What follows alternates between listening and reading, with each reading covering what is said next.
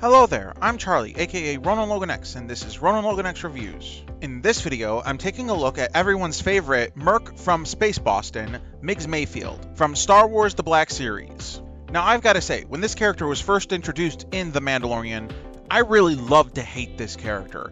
He was such a type of character, if you know what I mean.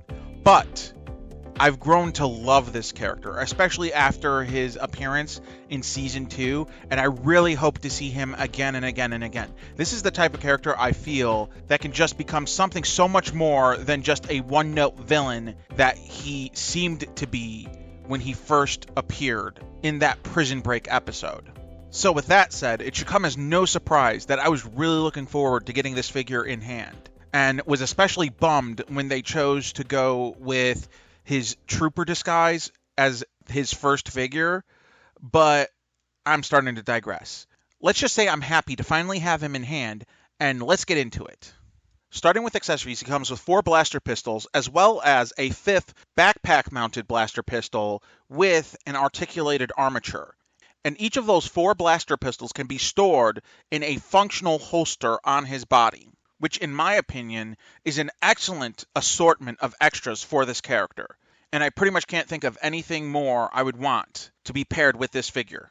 The only other thing I can think of to say regarding the accessories for this figure is that I would recommend handling that armature with care. It's not that it feels flimsy, as it really doesn't. It's just whenever you're dealing with any sort of plastic that's that thin, I just always urge caution, because I feel like that's something that can be easily broken if you get just a little too forceful with it. Moving on to the articulation, I found this figure to have pretty much all of the articulation I've come to expect out of a Star Wars The Black Series figure. No real complaints come to mind, but at the same time, nothing really stands out as going above and beyond. It's just a solid figure in terms of articulation, which sometimes that's all you really need. Finally, taking a look at the likeness featured on this figure, I have to say that for me, it's not the greatest, but by no means is it the worst either. I can see more than just a hint of a likeness to Bill Burr, but at the same time, something is just a little bit off. Again, this is purely my opinion, however. And by no means would any of this be any sort of deal breaker. Obviously, not for me, as I purchased the figure. But still, I feel like they could have done better, especially when considering some of the other Star Wars The Black Series figures they've released recently, which feature phenomenal likenesses by comparison.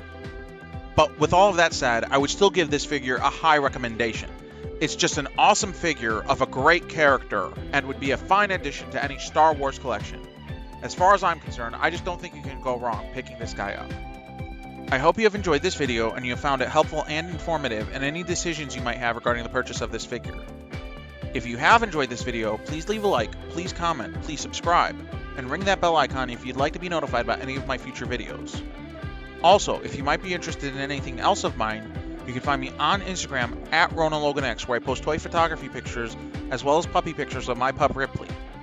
Thank you for watching and have a nice day.